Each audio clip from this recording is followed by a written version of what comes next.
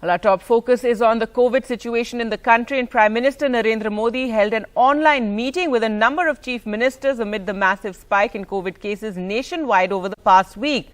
On Thursday, India reported over 247,000 new COVID cases. During the meeting, the Prime Minister stressed on local containment, adding that most cases in this wave need home isolation and that we should be prepared for another variant after Omicron. The Prime Minister urged all states to ensure adequate health infrastructure at the district level and to accelerate the vaccination drive for children in the age group of 15 to 18. अब हमारे पास corona से लड़ाई का 2 साल का अनुभव है। देशव्यापी तैयारी भी है। सामान्य लोगों की आजीविका, आर्थिक गतिविधियों को कम से कम नुकसान हो, अर्थव्यवस्था की गति बनी रहे, कोई भी रणनीति बनाते समय हम इन बातों को जरूर ध्यान में रखें। लोकल कंटेनमेंट पर ज्यादा फोकस करना बेहतर होगा। जहां से ज्यादा केस आ रहे हैं, हमें यह भी सुनिश्चित करना होगा कि होम आइसोलेशन में ही ज्यादा से ज्यादा ट्रीटमेंट हो सके। ओमिक्रॉन से निपटने के साथ ही हमें आने वाले किसी और संभावित वेरिएंट के लिए भी अभी से तैयारी शुरू कर देनी है। Meanwhile, Delhi reported 28,867 fresh cases of COVID on Thursday, pushing past the peak of 28,395 cases that were reported on April 20th in 2021 during the Delta variant-driven wave. The surge is the worst that the national capital has seen, and with a high number of infections being reported despite fewer tests, the positivity rate has shot up to 29.2%. The capital also reported 31 deaths. Bodies of the COVID dead being sanitized and labelled for a COVID-safe cremation. Devastated families cannot see the faces of their loved ones one last time.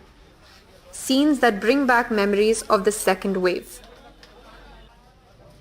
The fatality rate is lower in this wave, and so crematoriums are not flooded. But for some people, primarily the elderly who have comorbidities, the infection is still deadly. 62-year-old Shama Rani Gupta from Delhi lost her husband MP Gupta 3 days ago. He contracted COVID at a private hospital while recovering from heart surgery. जीने की तमन्ना ही नहीं रही बिल्कुल भी। अब तो ये लगता है कि कहाँ जाऊँ, कैसे रहूँ। मुझे अपने बच्चों के लिए जीना पड़ेगा। मैं तो जा रही थी कि पहले मैं चली जाऊँ, मेरे हस्बैंड यहाँ रहे मेरे बच्चों के पास। मेरी कोई तमन्ना नहीं है जीने की। डॉक्टर ने कहा बिल्कुल फैंटास्टिक ऑपरेशन हुआ है, कोई प्रॉब्लम नहीं है, कोई कॉम्प्लिकेशन नहीं है और रिकवरी भी अच्छी हो रही थी, कोई प्रॉब्लम थी, हमें दिख रहा था कि रिकवरी बहुत अच्छी है। तो मैम 3rd डे के मॉर्निंग में ही उनको सांस की प्रॉब्लम शुरू हो गई। उसके नेक्स्ट डे ही मुझे कॉल आ गया कि उनको मॉर्निंग में हार्ट अटैक आया और वो नहीं बच पाए। COVID deaths in Delhi are on the rise again. Just in the last 3 days, the official daily count has gone from 17 to 23 to now 40. The Omicron variant driving this third wave has been called mild by many, but it is crucial to remind ourselves that it is not mild for all. The infection can still be fatal for the elderly, people with comorbidities and unvaccinated children. आज से 10 दिन पहले एक body आ रही थी, तो हमने उस दिन मैंने सोशल मीडिया पे डाला कि एक आंकड़ा बढ़ने वाला है और कल आपने देखा ऑफिशियल 40 डेथ थी, जबकि 12 तो हमने ही कराई हैं। दिल्ली इतनी बड़ी है, 368 से ज़्यादा शमशान घाट हैं। हमारे एक शमशान घाट पे 12 क्रिमेशन हुए, 3 हमने बॉडी दफनाई भी हैं। तो मुझे लगता है आने वाला मंजर अभी अच्छा नहीं रहेगा, लोगों को सावधान रहना चाहिए।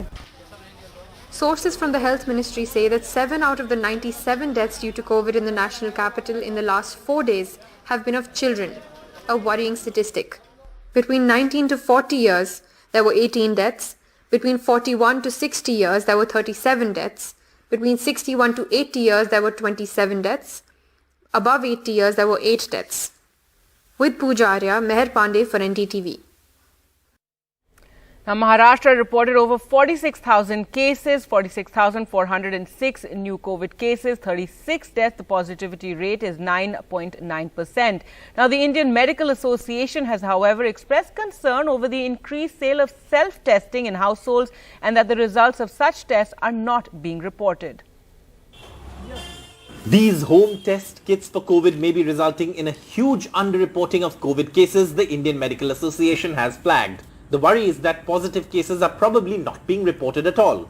Around 3 lakh home testing kits have reportedly been sold from medical stores in Mumbai, out of which only 98,957 citizens uploaded their reports, confirming whether they are positive or negative for COVID on the app where cases must be registered with the BMC. But worryingly, the BMC has no information about the remaining 2 lakh kits, whether they have been used or not, or how many people who tested through these kits were COVID positive. Self kit से आपकी testing करना ये जरूर मुनासिब है, आपको इसकी मंजूरी है, लेकिन आपको वो जो किट के साथ जो रजिस्टर का एड्रेस दिया है उधर आपका नाम आपको रजिस्टर में दर्ज करना है. The state government has alerted all district commissioners to take note.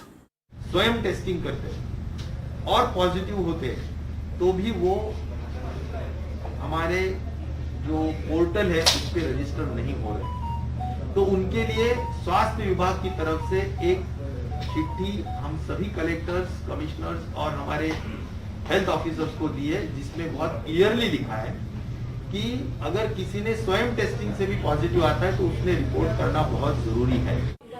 Self-testing and isolation is key to living with COVID. While self-testing kits are easily available online and in retail stores and show results in 15 minutes, they would be effective only if people report results and treat themselves. And people not reporting the results is the latest challenge for the government in keeping track of COVID cases. The government is also now taking steps to ensure that the spread in rural areas is checked. In Mumbai with Pooja Bharadwaj, Saurabh Gupta, NDTV. But even as cases are surging, curbs have been relaxed for the various harvest festivals across the country. In Assam, Bihu celebrations were allowed while a massive crowd was seen in Tirumala for a religious procession. The Ganga Sagar Mela in Bengal has also been allowed, and today thousands expected to take a dip in the Sangam at Prayagraj for Makar Sankranti. This even as Uttarakhand has restricted a dip in Haridwar today in view of the rising COVID cases.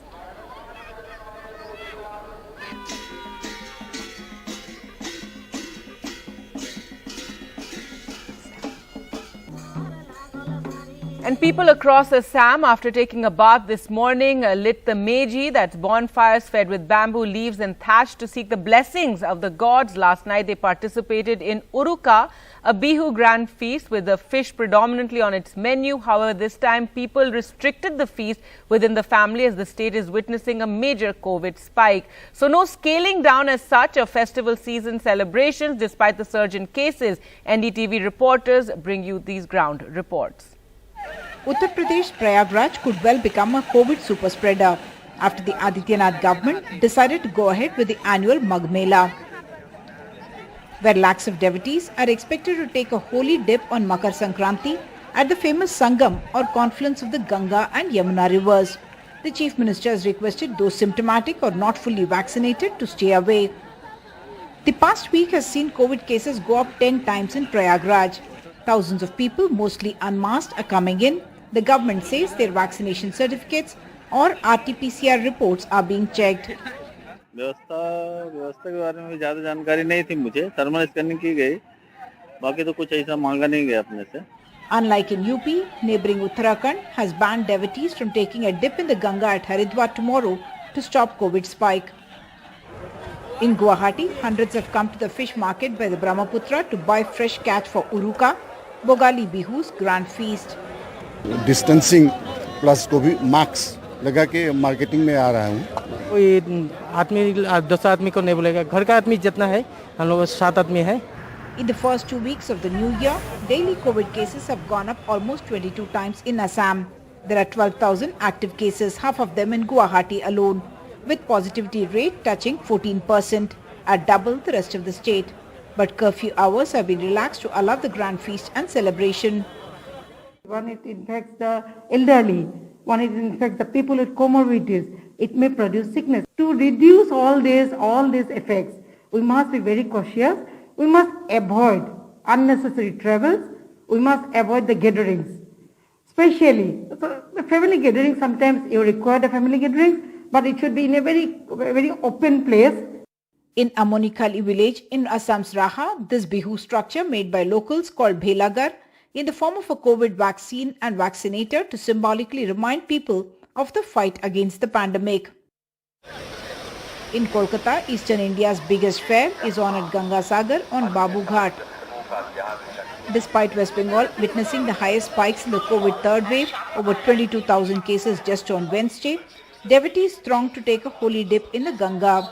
This after the Calcutta High Court allowed those who have taken both vaccine doses and can show a double vaccination certificate.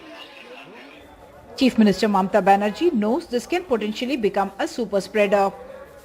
Court যে নির্দেশ দিয়েছেন সেটাকে মানা সরকারের দায়িত্ব, সেই পরিমাণে শক্তি রাখা উচিত, টেস্ট হওয়া উচিত, ডবল ডোজ হয়েছে কিনা দেখা উচিত। এগুলো না দেখে তাহলে আর কি লাভ হলো?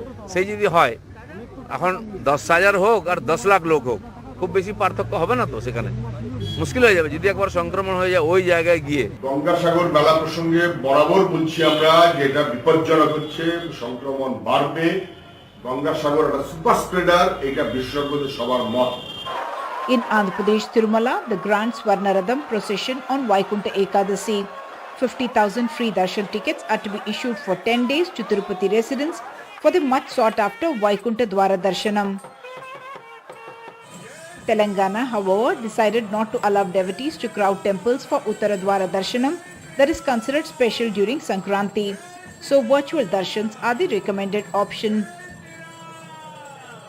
With Alok Pandey in Uttar Pradesh, G.D. Shankar in West Bengal, Ratnadeep Chaudhary in Assam, Uma Sudhir in Telangana for NDTV. In other news now, in the first arrest in the Haridwar Dharam Sansad hate speech case, Wasim Rizvi, now known as Jitendra Tyagi, was arrested from Roorkee in the Haridwar district on Thursday. Rizvi, who changed his name to Jitendra Tyagi after converting to Hinduism, is among more than 10 people who've been named in the FIRs logged in connection with the case. He was formerly the head of the UP Shia Waqf Board. This is the first arrest in the case. Some participants at the Dharam Sansad held in Haridwar from December 17 to 19 have been accused of delivering highly provocative speeches against Muslims.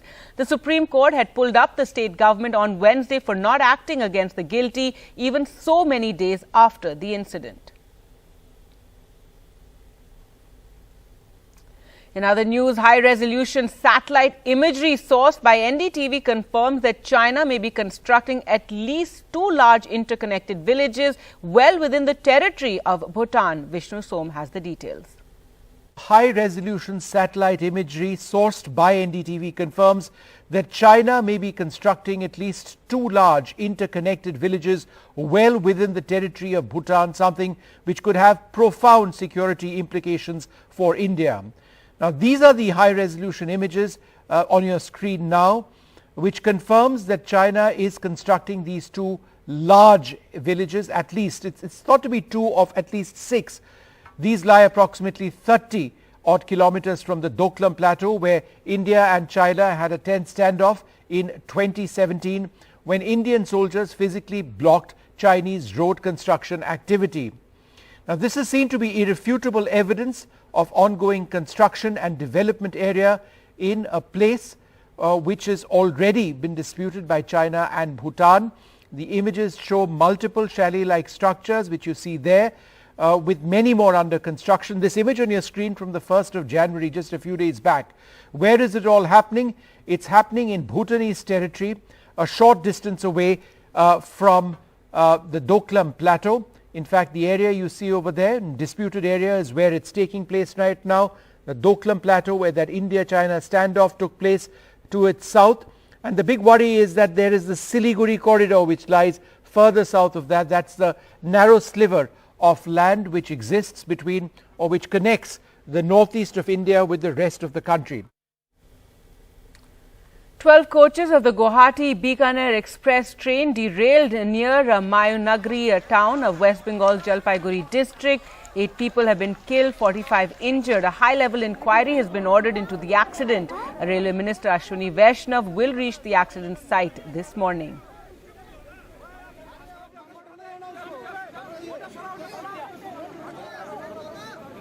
Mainaguri के पास में एक छोटा सा station है पीछे में, इसका नाम जानता नहीं मैं, यहाँ हुआ है घटना हुआ है शाम 5 बजे तक, ठीक है। तो इतना होने के बाद अभी तक हम लोग बहुत सारे लोगों को हॉस्पिटल में भेजा है। अब रेलवे अथॉरिटीज है, सिविल एडमिनिस्ट्रेशन है, पुलिस है, जीआरपी है, आरपीएफ है, सब लोग है इधर, ठीक है। तो अभी रेस्क्यू टीम, रेलवे का रेस्क्यू कम रिलीफ अभी कहीं आया है। ये देखो, हमको भी अभी तक कारण पता नहीं चल रहा है, हम भी ढूंढ रहे हैं कि वो। If you don't mind your name and designation, please. I am Annappa, DIG Jalpaiguri. Time for us to slip into a short break. Coming up on the other side, news from Uttar Pradesh after 11 MLAs, including 3 ministers, have quit the BJP in the last 3 days.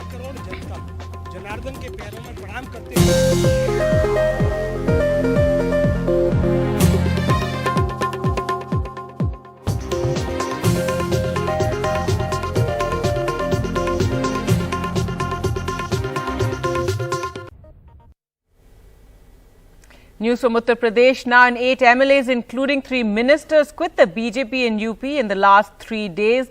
Dharam Singh Saini from West UP's Saharanpur was the latest to leave the party. This the day after he said he would not be leaving the BJP. Clearly 24 hours is a long time in politics. Alok Pandey reports.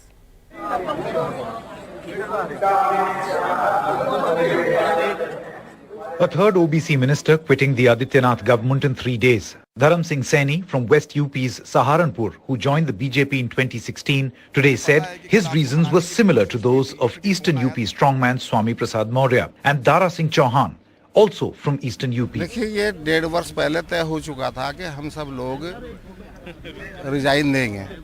जब विधानसभा में लगभग 140 विधायकों ने धरना दिया था सरकार के खिलाफ और दलित पिछड़े वर्ग के लोगों का उत्पीड़न जिस तरीके से हो रहा था, ये आवाज बुलंद करी थी विधायकों ने, मंत्रियों ने, और इसी का सिलसिला आज शुरू है कि रोज एक मंत्री इस्तीफा दे रहा है। ये 20 तारीख तक इसी तरह चलता रहे। Like the past 2 days, another tweet by SP chief Akhilesh Yadav welcoming Saini to the Samajwadi Party with the hashtag Mela Hobe, suggesting an incoming explosion of BJP leaders into the party. Bharatiya Janata party में ही रहूंगा। Just 24 hours ago, Saini had rubbish reports of leaving the BJP. मेरा नाम भी Samajwadi party को जो उन्होंने विधायकों की इस्तीफा देने वालों में या पार्टी छोड़ने वालों में जो सूची उन्होंने दी है, उसमें मेरा नाम भी है। उन्होंने ये गलत किया है, मेरी जानकारी के बगैर उन्होंने नाम दिया है। मैं भारतीय जनता पार्टी में हूँ और भारतीय जनता पार्टी में ही रहूंगा। Apart from the 3 ministers, 7 other BJP MLAs have quit in the last 72 hours. All except one are likely to align with the Samajwadi Party. The BJP's top UP leadership, stung by the exits, attended this election committee meeting in Delhi, the party's first this season, chaired virtually by Prime Minister Modi. It seems that the party was mum on the issue of defections. आज केंद्रीय चुनाव समिति की उत्तर प्रदेश को लेकर जो बैठक संपन्न हुई, उसमें 172 विधानसभा सीटों को लेकर के चर्चा हुई और भारतीय जनता पार्टी शानदार विजय, जैसी विजय हमने 2017 में प्राप्त की थी, उससे भी शानदार विजय हम 2022 में प्राप्त करेंगे। As defections from BJP in UP continued amid the election committee meeting chaired by Prime Minister Narendra Modi at Delhi BJP headquarters, the top leadership remained non-responsive on the questions of defections in the state. However, party sources say that these defections have more to do with personal ambitions than the party's performance back in the state. As a counter, the BJP has held on to both its major OBC allies in UP, Sanjay Nishad of the Nishad Party and Anupriya Patel of the Apna Dal. Top sources say it's almost certain that Adityanath will contest the election. It could be from the temple town of Ayodhya. Bureau Report, NDTV. But as the BJP MLAs flock to the Samajwadi Party, some criticism coming from an ally of Akhilesh Yadav, Mahan Dal. He speaks out against SP Maurya, saying that Maurya did not raise his voice for the backwards in the past. चुनाव के आसपास ये बड़े नेता दूसरे दलों के ये मौसम विज्ञानी की तरह होते हैं और इन्हें पता होता किसकी सरकार बनने वाली होती है। ये मंत्री बिना बने रह नहीं सकते। न स्वामी प्रसाद मौर्य बोले न केशव प्रसाद मौर्य बोले कि हमारे समाज के साथ अन्याय हो रहा है। देवेंद्र कुशवाहा स्वामी प्रसाद मौर्य बीजेपी में रहकर आपके समाज की आवाज नहीं उठाते थे। एक कठपुतली थे सब लोग, कोई एक शब्द नहीं बोल पाया। मैं आज उनका स्वागत कर रहा हूँ, मजबूरी है हमारे साथ गठबंधन में, हमारी गठबंधन की पार्टी में, लेकिन सवाल बेसिक, चूंकि मैं उनके समाज का हूँ, साक्य सैनिक कुशवाहा मौर्य समाज आपके नाम पर वोट दिया था भाजपा में, आपने एक शब्द क्यों नहीं बोला और कोई नहीं बोला। Meanwhile, the Minister for Cooperatives in the UP government has issued a video and denied that he's leaving the BJP after his name emerged on a list of those leaving. आज कुछ समाचार पत्रों ने, कुछ न्यूज चैनल ने और कुछ social media पर एक इस प्रकार का समाचार प्रसारित किया जा रहा है जो गलत ही नहीं है बल्कि बहुत बड़ा षड्यंत्र का हिस्सा है। मैं शुरू से ही संघ का, भारतीय जनता पार्टी का सबका जुड़ा हुआ सिपाही हूँ।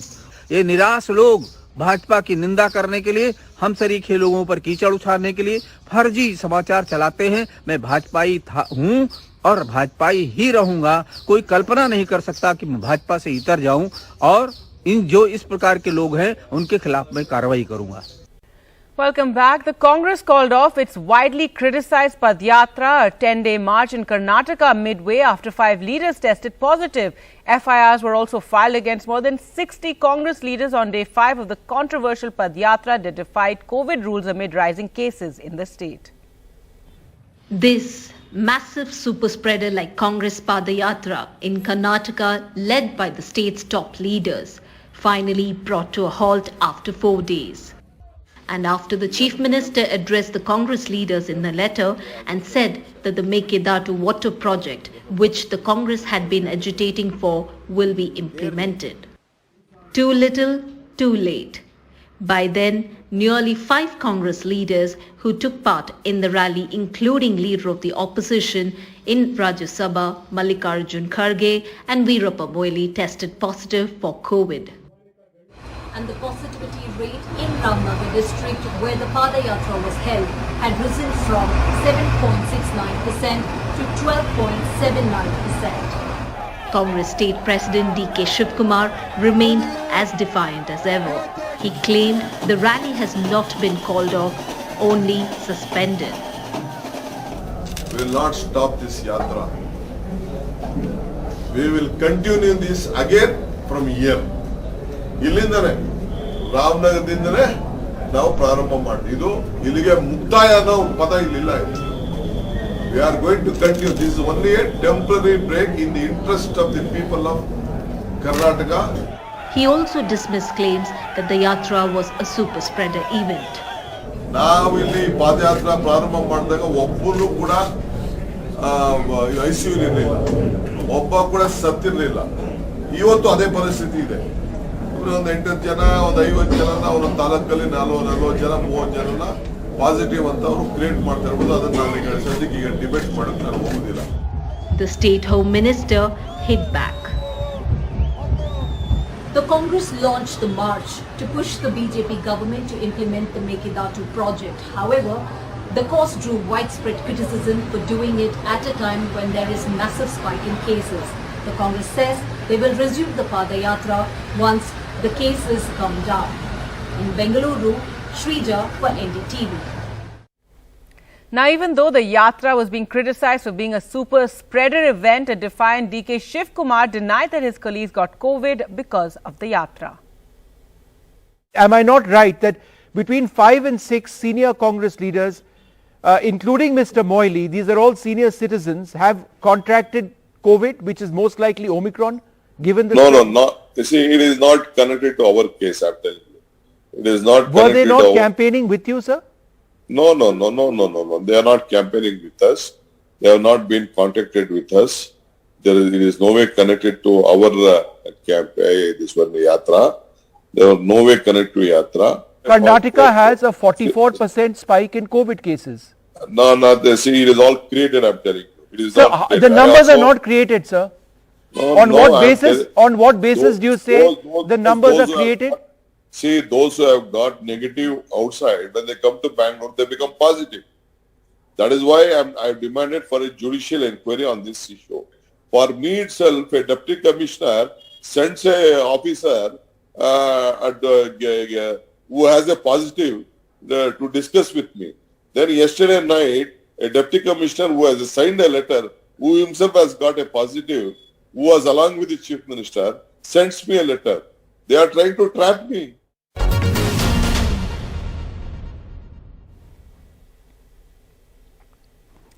Hello and welcome. You're watching Good Morning India. I'm Gargi Raut. Our top story, the COVID situation in the country, and Prime Minister Narendra Modi held an online meeting with a number of chief ministers yesterday amid a massive spike in COVID cases nationwide over the past week. On Thursday, India reported over 2,47,000 new COVID cases. Now, during the meeting, the Prime Minister stressed on local containment, adding that most cases in this wave need home isolation and that we should be prepared for another variant after Omicron. The Prime Minister also urged states to ensure adequate health infrastructure at the district level and accelerate the vaccination drive for children in the 15 to 18 age group.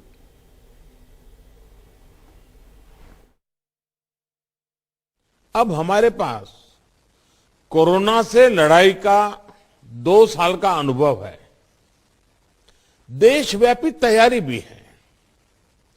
सामान्य लोगों की आजीविका, आर्थिक गतिविधियों को कम से कम नुकसान हो, अर्थव्यवस्था की गति बनी रहे, कोई भी रणनीति बनाते समय हम इन बातों को जरूर ध्यान में रखें। लोकल कंटेनमेंट पर ज्यादा फोकस करना बेहतर होगा। जहां से ज्यादा केस आ रहे हैं, हमें यह भी सुनिश्चित करना होगा कि होम आइसोलेशन में ही ज्यादा से ज्यादा ट्रीटमेंट हो सके। ओमिक्रॉन से निपटने के साथ ही हमें आने वाले किसी और संभावित वेरिएंट के लिए भी अभी से तैयारी शुरू कर देनी है।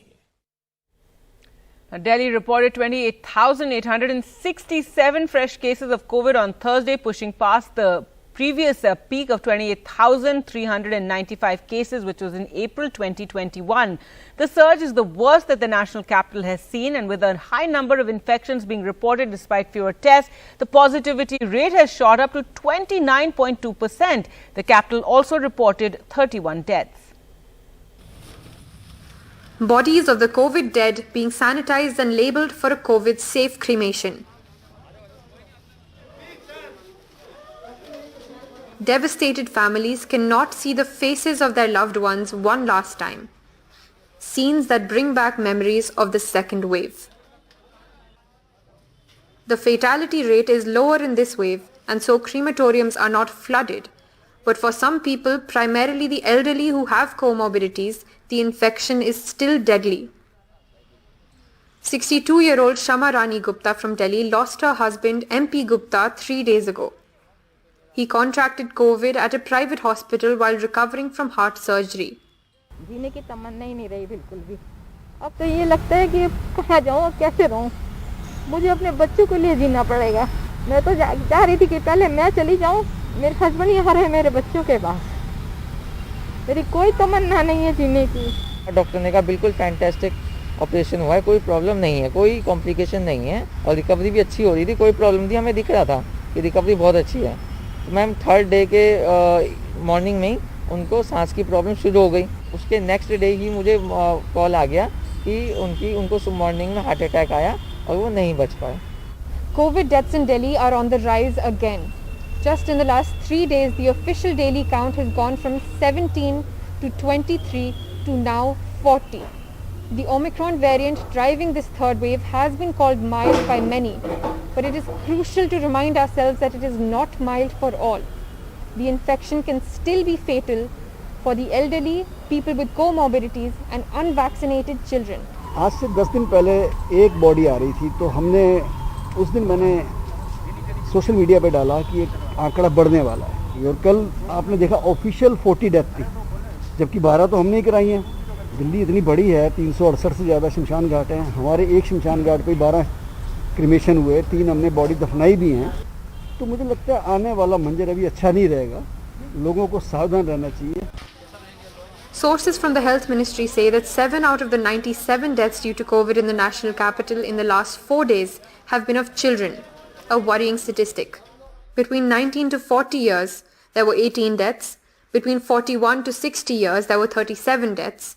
Between 61 to 80 years, there were 27 deaths. Above 80 years, there were 8 deaths. With Pooja Arya, Meher Pandey for NDTV. Let's go across to Meher now for more. And Meher, a record number of cases being reported in Delhi, the highest number ever in all 3 waves. Also worrying is the number of deaths, though they remain small, and the number of children who've died, those below 18 who have died. Exactly, Gargi. Delhi's case numbers are increasing very rapidly, much faster than they did in the second and the first wave. This is an unprecedented number that we are hitting, especially daily positivity. We're almost at 30%. In the last 24 hours, positivity was at 29.2%. So that is really worrying. And yes, death numbers are also increasing, which is something to be concerned about. In the past 4 days, they've gone from 17 to 23 to 40, and in the last 24 hours was 31. So doctors are becoming concerned about this increase in death rate. It's been a massive percentage increase over the past few weeks, over 1,000% increase in terms of percentage. And that is because this Omicron variant, which is highly transmissible and is known to be and is said to be milder for many people, but it is not mild for everyone. It is still people who are elderly, people who have comorbidities, who are ending up in ICUs, who need ventilator support, who need oxygen support, and they are falling seriously sick even with this in this new wave. And it is those people who are dying, people who have cancer, whose immune systems are suppressed. So that is what is increasing death rates in Delhi so far.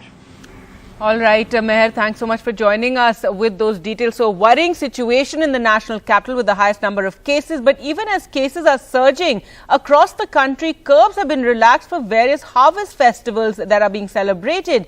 In Assam, Bihu celebrations have been allowed, while a massive crowd was seen in Tirumala for a religious procession.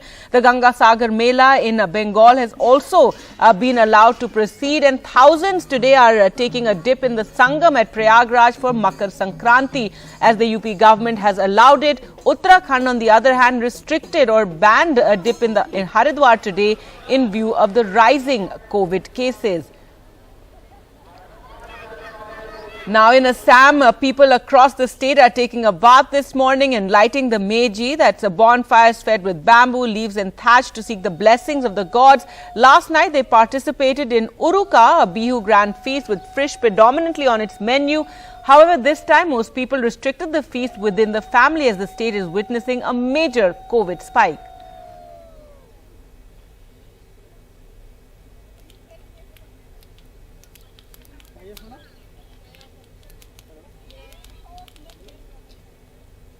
All right, you can see crowds gathered there in villages for the Bihu festival. Now in Tamil Nadu, it's celebrating the harvest festival of Pongal today, and today is the first day of the Tamil month of Thai, believed to usher in prosperity, where people worship the sun god for a bountiful harvest. It's a 4-day-long festival that began yesterday with Bhogi, and Jallikattu, the taming of the bull festival, begins as well with restrictions amid concerns of animal cruelty. Well, let's go across to Sam Daniel now for more. And Sam, the festivals are continuing to be celebrated even as India is seeing this very worrying surge in COVID cases. That's right. Amid severe restrictions, Gargi, and Pongal Valthukal to you. Happy Pongal. And as Tamil Nadu celebrates Pongal, we come to you from the home of the Suresh's at Injambakam along the East Coast Road in Chennai. They celebrate in a very traditional way, Gargi. They've set up this traditional adupu, what we call as outside their house. And just now the froth overflowed and the entire family shouted Pongalo, Pongal in joy. And all of them are very traditionally dressed in silk sari, veshti. And on the other side, you have a traditional kolam, rangoli, what you call in Hindi, outside their house. And 4 generations of family have get together here. Grandparents, their children, and even the little grandson here. Let's talk to them. Wish you all a very happy Pongal. And congratulations. What does Pongal mean to you, ma'am? You've been celebrating for many, many years. Yeah, Pongal is the first, Your Shanti. Yeah, Shanti. Pongal is the start of the Thai month. That is, it is celebrated for 4 days. And the significance of it is the beginning of Uttarayana. Uttarayana means all good things happens from this time. So, during this time, we, keep this pot decorated and we put jaggery, milk and dal, so that when it overflows from the pot, we say that is called Pongal. In Tamil Pongal means overflowing. Right. So this the significance is to start a new beginning. Right. That is. And you are? Saumya. Saumya, for younger people like you, what does Pongal mean? Is Pongal relevant for urban people like you? Wish you all a happy Pongal. We all know that agriculture is the backbone for our nation. So, being youngsters, it is our responsibility to preserve our culture, respect our farmers, and celebrate all the festives with all the family, with everyone. And your name? Surya Prem. Surya Prem. Tell me, all of you are very traditionally dressed. Yes, with all the festivals coming once a year, at least this time everybody have to put their effort, everybody have to give time for their family to get dressed up and to spend the time with their family. All the people here are very busy. In spite of that, they give time for the family whenever it is necessary. Right. And let me speak to you. This is also a season for Jallikattu. Yes. What is your take on that? So, a very happy Pongal to everyone. This is Arun Suresh. Jallikattu is a very traditional sport and which mainly celebrated in the villages.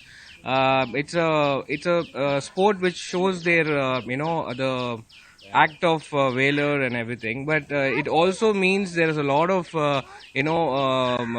animal welfare associations related to it. We need to be very cruelty, very concerned and fair to the animals also. That's important when it comes to this sport. Any plans for films today? Yeah, we are planning to watch TV. Of course, there are many channels to watch, and we are together. We'll watch it. All right. Again, wish you all a very happy Pongal. Thank you very much. Thank you. And a sample of how Tamil Nadu celebrates Pongal Gargi. Of course, tomorrow is Matu Pongal, the day dedicated for cattle, and the day after, the fourth day, will be the grand finale called Kanum Pongal, when lots of people would flock to beaches and water bodies. Of course, amid the pandemic, all these places, including the beaches, would be shut to make sure large number of people don't gather. Of course, difficult times for poor people, particularly amid the pandemic, who have suffered losses and loss of livelihood. Gargi.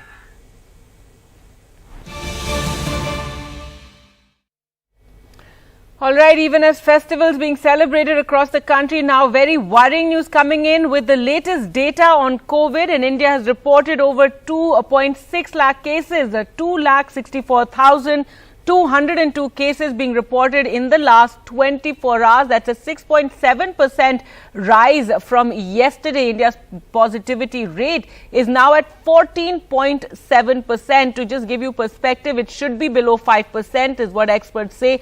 So it's a whopping 14.7%. Remember, Delhi has reported the highest number of cases ever during this pandemic in the last 24 hours. 155.39 crore vaccine doses have been administered so far under the vaccination drive, and the active caseload in India currently stands at 12,72,073.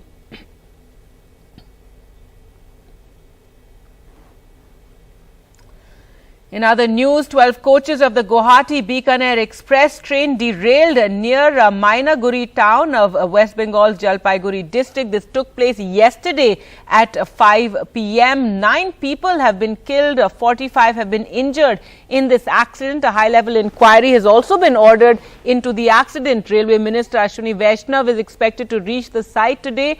At least 45 injured were rescued, 6 have been critically injured. Many have been sent to the Jalpaiguri District Hospital and also to the Moinaguri Government Hospital. The critical passengers will be shifted to North Bengal Medical College in Siliguri. पास में एक छोटा सा station है पीछे में, इसका नाम जानता नहीं मैं, यहाँ हुआ है घटना हुआ है शाम 5 बजे तक, ठीक है। तो इतना होने के बाद अभी तक हम लोग बहुत सारे लोगों को हॉस्पिटल में भेजा है।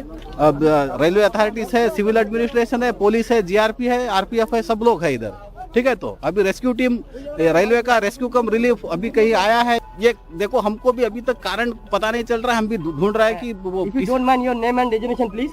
I am मन्नापा, DIG Jalpaiguri. करीब 5 बजे एक भयानक रेल दुर्घटना घटी है, तो मैं वहाँ पर 5:30 बजे वहाँ पर गया, तो जाके देखा बहुत ही खतरनाक एक्सीडेंट हुआ है। 2 ऐसा बोगी है जो एक के ऊपर एक उठ गया है, काफी जख्म आदमी है, बहुत ही भयानक तरह से एक्सीडेंट हुआ है। लगभग 12 बोगी पूरा से पटरी से उतर के, और उसका हाल भी बहुत खराब है। अभी तक चल रहा है काम।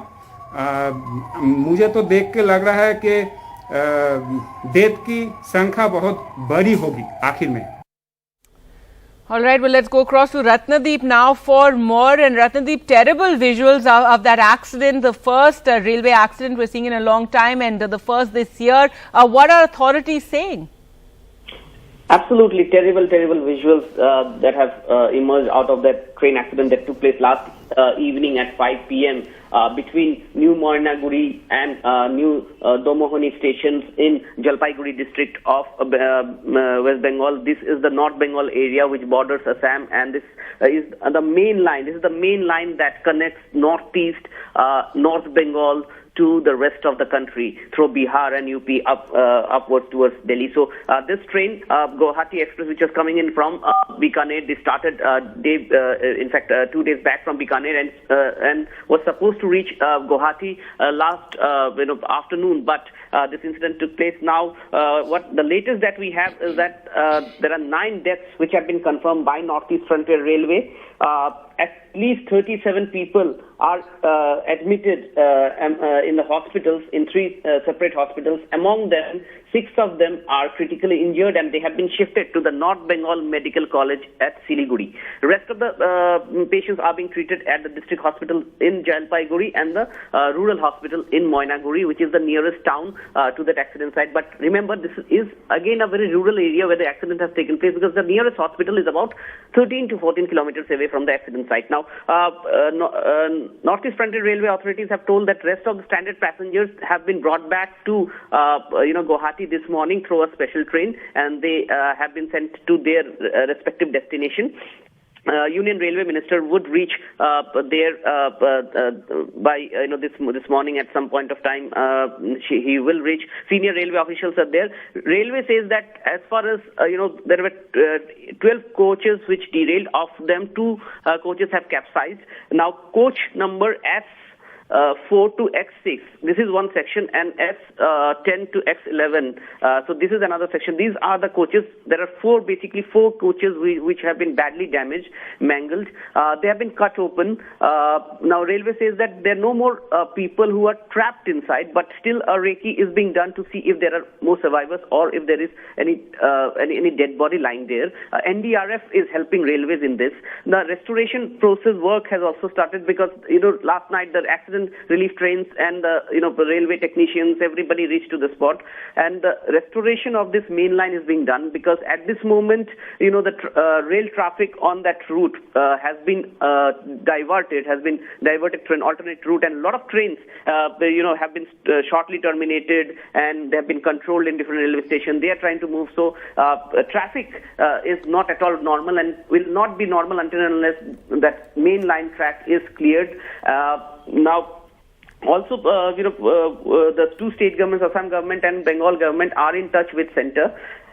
This is what we have been given to understand by officials. So, this is a horrific incident. In fact, we did play out eyewitness bites as well. So, the local villages were the first responders who went and rescued people, and then the district administration came in, railway came in, NDRF is at the spot. Also, what is significant here is that after a long time, such a rail mishap has taken place, and particularly in eastern India. Now, many say that what the condition under what conditions it happened, or what is the main reason will come out only after thorough investigation. But last evening there was a lot of a bit of fog around in the area because there have been rain in northeast as well as North Bengal. So, but perhaps maybe we can say that the death toll has been little less, and there are about 40 people who are injured, but maybe these figures would have gone up if the train was fully occupied.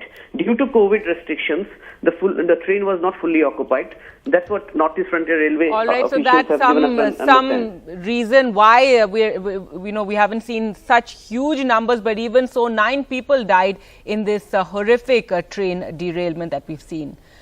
Well, time for us to slip into a short break. More news on the other side. The first arrest in the Haridwar hate speech case.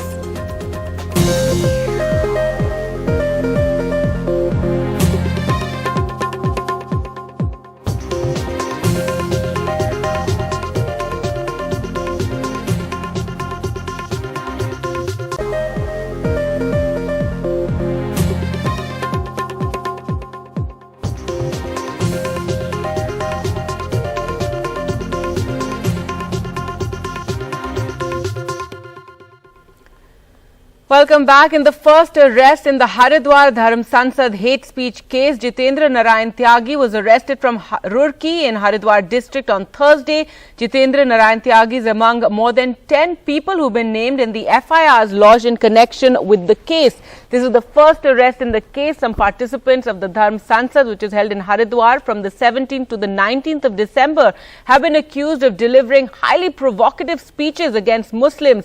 In fact, the Supreme Court had pulled up the Uttarakhand state government on Wednesday for not acting against the guilty even so many days after the incident. Now, Yati Narsinghanand, one of the religious leaders accused in the Haridwar hate speech case, cursed the police officers when his co-accused Jitendra Tyagi was arrested yesterday. The Uttarakhand police have issued notices to Yati and another accused, Sadhvi Annapurna, asking them to appear before them. In this video that has now circulated on social media, police officers are seen requesting Narsinghanand to cooperate as they take Tyagi into custody, and seated in the car, he's seen asking the officers why Tyagi is being arrested. As the officers keep insisting, Narsinghanand is even heard cursing them, saying, "All of you will die, your children too." इतना आपने लेकिन इन्हीं को गिरफ्तार कर रहे हो। अरे मैंने बता दिया ना, वो लीगल प्रोटोकॉल के अकॉर्डिंग हमें अरेस्टिंग करनी है। एक 3 मुकदमों में वो नेम है, तो हमें एक तीनों के तीनों में साथ हो। अरे उन्होंने कहा अकेले कर ली क्या? स्वामी जी आइए, तो आइए हो जाए। बाकी चीज आप आइए, हमारे नहीं आने को नहीं आने को नहीं करे। वो समझ रहे भाई, वो भी समझ रहे, त्यागी जी समझ, त्यागी जी तो समझ रहे हैं, लेकिन हम तो समझ रहे हैं। हमारे भरोसे आप तो मना नहीं कर रहे हैं, आप नहीं जा रही। आप आ जाइए पीछे, हमारी गाड़ी यार, तुम सब मरोगे अपने बच्चों को। चल रहा हूँ।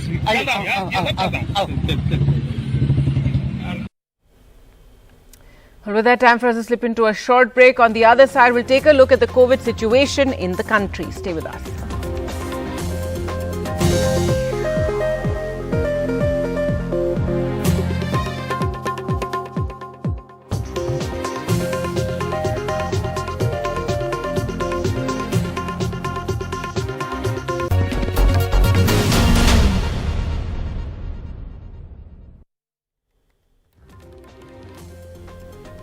Welcome back. Let's get to the latest COVID numbers. In India, reported 2,64,202 COVID cases in the last 24 hours. That's up by 6.7% from yesterday. And currently, India's daily positivity rate is at a whopping 14.7%. Well, to talk more about this situation, we're joined by Dr. Shailesh Jain, ICMR scholar and chairman, Universal Hospital, Delhi, Dr. Rajiv Jayadevan, Vice Chairman, Research Cell, Kerala State IMA, member, National IMA Task Force, and Dr. Ishwar Gilada, consultant in HIV infectious diseases and Secretary General, Organized Medicine, Academic Guild. Thank you so much, doctors, for joining us. And first to you, Dr. Jain, very worrying situation with India reporting over 2.6 lakh cases today. In fact, some estimates even predict, given, the way the cases are rising and the positivity rate, it could even go up like the US has gone up to, 7 lakhs a day. There is no point in taking any action of now, because I personally feel that we have already missed the bus by not restricting the flight to the high-risk countries, by not enforcing the implementation of the COVID-appropriate behavior in the public places. We have to understand, Gargi, because in Delhi also we are getting around 30,000 cases per day with a positivity rate of around 30%. Everything is going on. 100% capacity in metro, 100% capacity in CNG bus, election is going on. Then how you are going to control the positivity rate and the number in our country? I personally feel government has also stressed this time that since the infection is mild in nature, as soon as the peak comes of this COVID, it will be better for the country. Because by holding the election, by making the 100% capacity in the public buses, in the metros, you are not going to control the COVID wave. First thing. Second thing, you have to understand, it's still yesterday we have 31 mortalities in our country, around 200 mortalities in our country. One mortality in a family is 100% loss of that family. In my hospital also, we have a patient in ICU who is 30-year-old without any comorbidity. She is on 20 and 30 liters of oxygen. Another patient who has undergone for the lung transplant surgery is getting care after COVID second wave. So we have to take the strict protocol on the individual level. I personally feel that government might not be able to take the action. We as an individual has to follow what we are saying since last 2 years, COVID appropriate behavior. That is the only way to pull out the COVID infection to yourself. All right, interesting. So you're saying that, the government doesn't seem to be taking any very stringent measures. Yes, you're right. Festivals are being celebrated across the country. It's harvest festival time. Gatherings are being allowed. On Makar Sankranti, we're seeing thousands taking a dip in Prayagraj. Dr. Jayadevan, your view on this, that, we're going to see this massive rise. It's going to peak and then, it'll start to come down. And basically what we have to do is protect our own families, protect ourselves, and be very sensitive to people within our families, people who may be more who may have more comorbidities. Though worrying with Dr. Jain saying that a person in his 30s is also facing a critical situation. Yes, unfortunately there is a narrative, as Dr. Jain said, there is a narrative that this is a mild condition. Absolutely wrong. The reason it is not mild is threefold. A, we have a large number of people, I repeat, number of people in our country who are A, older, and B, middle-aged, who have severe comorbid conditions known and unknown. COVID-19 is not a cold. It affects the entire body one way or the other because it spreads widespread to so many different organs. People with comorbid conditions can quickly turn ill, and younger people that predominantly are affected by Omicron, many of them are having debilitating symptoms that are keeping them in bed for a long time. That translates to substantial loss of our workforce, especially in our hospitals where nurses and doctors and other staff are staying away because they are ill. Now, when you couple that with an increased workload of patients coming in, you see there is a twofold problem there. And the narrative that this is only a mild illness will promote irresponsible behavior by people. This is where we lost a little bit of truth in our communication around the world. There's an overwhelming narrative that this can be controlled by a vaccine or by an antiviral agent or monoclonal antibodies. That is wrong. COVID-19 is a behavioral disease. The spread of the virus is directly linked with how people gather, especially indoors. If we don't keep a lid on indoor gatherings, the virus will spin out of control. Now, indoor gatherings are subject to individual decisions. Individual decision is different from collective decision. For an individual, they will always seek the most favorable opinion. If somebody says on television, it is mild, they'll say, it is mild, let me go and have a party. But that is where government narratives have to come in, restrictions have to come in, advisories have to come in and tell individuals in no uncertain terms, until the threat passes, they have to stay close and keep the social bubble small and stay away from social gatherings. If we rely on individual responsibility, this will not work in terms of a public health strategy. All right, that's interesting. So you're saying, that the messaging from the government needs to be stronger, and we have been seeing some flip-flops, with one top epidemiologist of the government saying this is just, it's like a cold, it's going to go, there's nothing we can do to stop it, then at the same time saying not to test, then saying some in the families should test, some should isolate, 7 days isolation. Dr. Gilada, your view on, what we're seeing currently in India, and interesting seeing, also watching what's happening abroad in the UK, they've reduced the isolation time to just 5 days. Gargi, thank you very much for having me on the show. Firstly, in this pandemic, what we have seen in the third wave, the definition of mild is totally changed. Somebody has a severe headache, it is called mild. Somebody has a severe sore throat, it is called mild. Somebody has got a severe backache, excruciating pain, body ache, it is called mild. Number two, everybody is having a symptom. So everybody, one of the people is saying 80% are asymptomatic. I have not seen a single case which is asymptomatic. Symptom may be less or more, but everybody is symptomatic. Third, everybody is infected. If in a family one is infected, understood, otherwise everybody is infected. So this kind of things are there in the this current situation. Now, US has done some kind of study to show that the virus goes up faster, comes down faster. Therefore, the quarantine can be reduced from 10 days to 5 days. It is both for convenience and both for science. And I think same thing should be done in India also, because we don't have place to quarantine people. And unnecessarily, if you keep people quarantined in some kind of place, they will pick up some other infections from there. So they will be out of COVID, but they will pick up other infections. Hospitals or quarantine places are also not safe for everybody to just go and sleep there for a week or so, 10 days. So I think we should look at those things. What has happened currently, that 25%, 30% of the medical community is infected. Now, this is a total criminal negligence on the part of the policymakers. Had they taken decision a month before, 2 months before, we could have saved. You look at the trajectory of current infection. Those who are infected, they are all those who have got vaccinated 10 months back, 9 months back, 8 months back. Those who have been recently vaccinated, nothing happened to them. So I think we are unnecessarily putting burden on the society. People who are sitting there in those places, they have not seen a single case. They just go by paper and numbers, and they are just please each other, and they are making all these kind of guidelines, putting people on to follow those guidelines, and therefore people are not following anymore. So I think we should be very much pragmatic, we should be very practical, and we should see to it that we can revert the pandemic course in at least rural hinterland and semi-urban places. Currently what we are seeing in is the urban places, and actually there is a definition of insanity. You do different experiment and expect the same result. So I think they are doing here and there, but they are not able to get any kind of result.